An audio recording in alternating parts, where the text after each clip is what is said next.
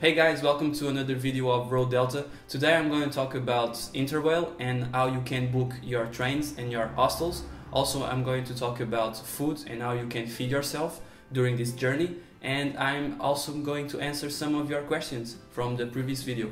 Let's go! During this journey and any journey, you can divide all of your expenses in 4 different categories. You have food, you have transportation, you have accommodation, you have entertainment. First, we're going to talk about food. So food is where you can save a lot of money. Try to find hostels that serves breakfast, or at least gives you the opportunity to pay for it, and then eat as much as you can. Then pack little sandwiches to go with you during your visit to the city. And then when you are returning to the hostel, pass to the supermarkets and buy a salad or something, and this way you are spending less money in food and you can spend that money in other things. Of course you can try the local cuisine. I'm sure we did. Sometimes it's really good and really worth the experience, but not in every city, because it can be very expensive sometimes. Depends on the city. What I mean by transportation expenses is that you sometimes have to pay a little bit extra fees. For example, if you are traveling in a high-speed train, or if you are traveling in the night train, you have to reserve your seat. Sometimes you have to pay like 20 euros or 30 euros, so you have to account for that when you are making your budget. And also you have to expect to travel inside the city, so to go from one place to another by train, by metro, by tram, you also need to account for it. Sometimes you can visit the city by foot. So for example, in Copenhagen in Copenhagen and in Stockholm we visit all the city just by walking. So sometimes you can do that, but when you can't, metros and trams have a special fee for tourists, so sometimes it's not that expensive, but you have to account for it. During my InterRail, I always stayed at hostels. It's the cheapest way, and it's really fun because you get to meet a bunch of people. I know of people that did an InterRail and they stayed at the train station during the night. Personally, I like my pillow and I like to have a good night's sleep, so yeah, I don't mind spend a little bit more cash at a hostel. So as accommodation expenses, you need, if you want a good night's sleep, you have to pay for an hostel, and it's not that expensive. In Berlin, we'd stayed at a hostel, was the best hostel, and we paid 6 euros per night. So yeah, sometimes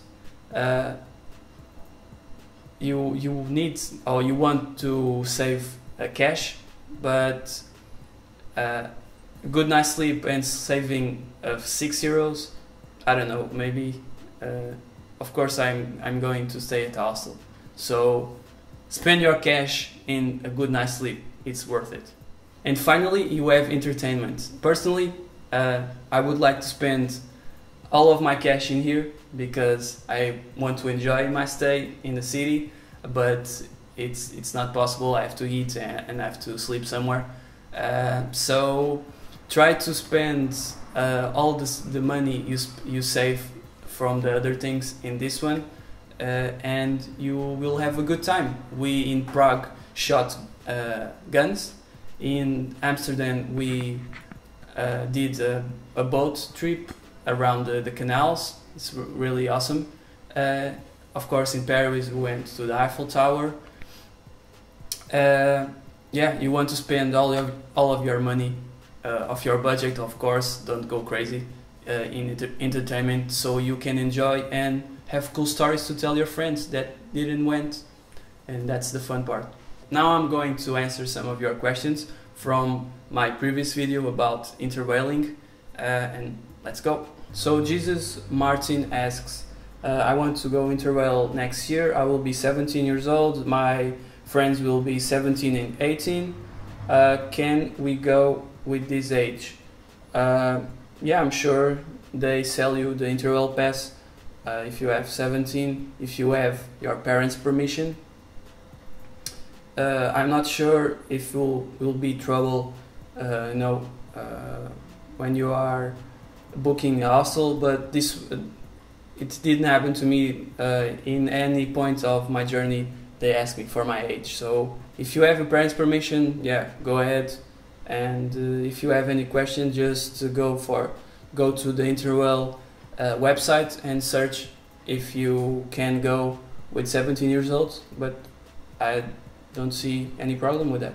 Just have your parents' permission and it's all good. David Manning asks, how do you reserve trains when you are traveling? When you arrive at the station, for example, you arrive Paris.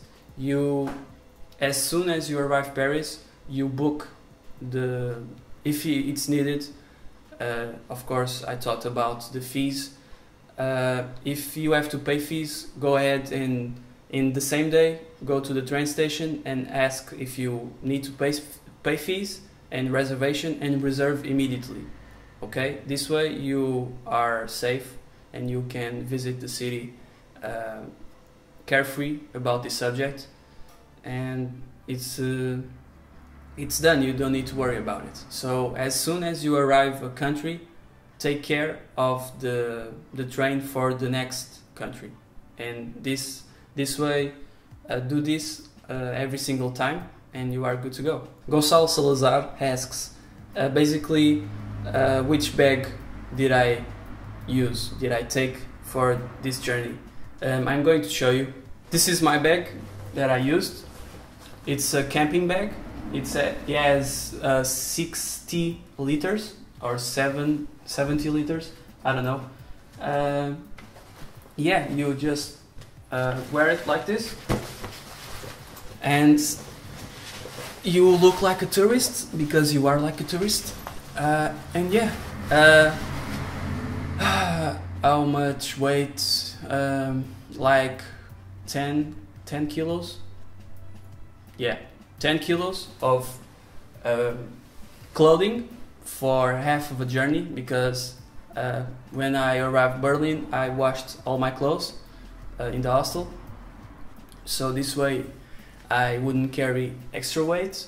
And yeah, and I had a small bag with me, with my camera, with my GoPro, and my documents, important money, important documents, always with me. Okay, so I take this bag and then a small bag for the important stuff, and water, for example. So a bunch of people were asking me how much did I spend in my InterRail. I spent 1,700 euros, more or less.